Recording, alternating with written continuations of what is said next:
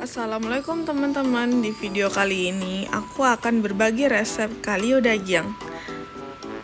Bahan-bahannya ada berbagai macam daun, kemudian santan, daging sapi, bumbu-bumbu halus, dan cabai merah giling.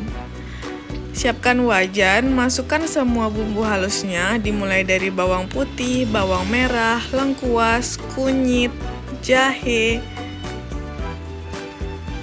Kemudian masukkan 1 liter santan. 1 liter santan setara dengan 1 buah kelapa parut.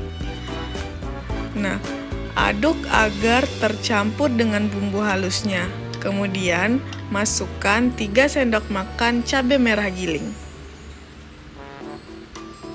Aduk kembali dan masukkan daun-daunnya. Daun salam, daun jeruk, daun serai, daun kunyit. Nah, aduk dan masak hingga mendidih. Kemudian masukkan 1 sendok teh ketumbar bubuk. Aduk lagi hingga kuahnya berminyak ya.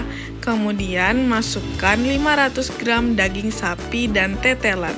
Ini aku tambahin tetelannya atau gajeboh kalau bahasa orang Padangnya. Masak hingga dagingnya empuk.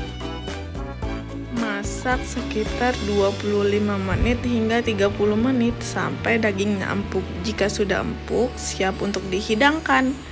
Nah, enak banget nih dimakan dengan nasi yang hangat. Dagingnya empuk, bumbunya meresap, lama bana.